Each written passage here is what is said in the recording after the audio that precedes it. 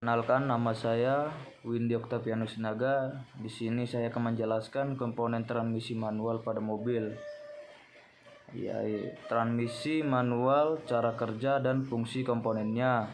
Mengenal 13 komponen transmisi manual.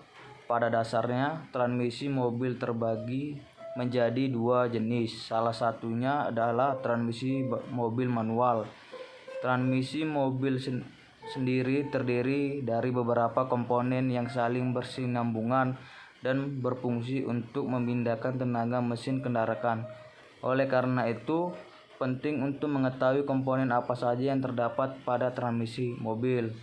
Di balik slide ini saya akan menjelaskan komponennya. Yang pertama, poros input transmisi, yaitu transmission input shaft. Pada dasarnya, komponen ini merupakan poros yang bekerja sama dengan kopling. Fungsinya yakni untuk memutar gigi pada gearbox. Yang kedua, gigi transmisi atau gear transmission. Komponen ini berfungsi sebagai mengubah input tenaga yang dihasilkan oleh mesin menjadi output gaya torsi. Mengubah ini pun tentu akan disesuaikan dengan apa yang dibutuhkan oleh kendaraan. 3. Gigi penyesuaian atau sinkronis. Peran dari komponen ini terlihat pada saat pengendara tetap bisa memindahkan gigi dengan aman dan juga nyaman meskipun mobil Anda sedang dalam keadaan berjalan. 4. Garpu pemindah shift fork. Pada dasarnya, garpu pemindah berfungsi untuk memindahkan gigi pada poros sehingga gigi akan lebih mudah untuk dipasang atau bahkan dipindahkan. Yang kelima, tuas penghubung shift linkagen.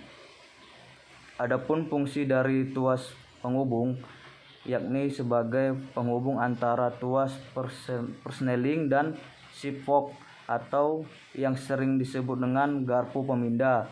6. Tuas pemindah persneling gear shift lever. Tuas ini berfungsi sebagai pengendali pengemudi agar bisa memindahkan gigi transmisi sesuai dengan kondisi pengemudi yang mereka inginkan.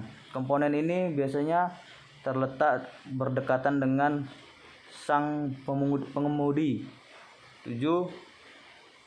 Bak transmisi atau transmission clutch.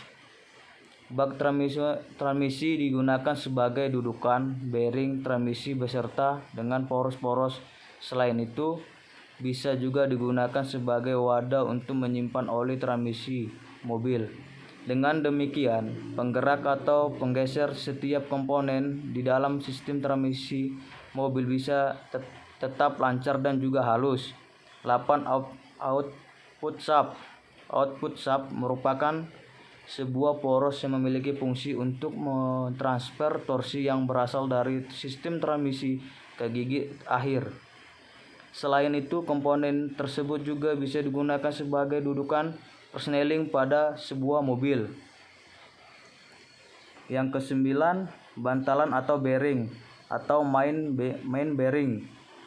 Sebenarnya, komponen ini berfungsi untuk mengurangi gesekan yang terjadi antara permukaan komponen yang berputar dengan sistem transmisi. 10.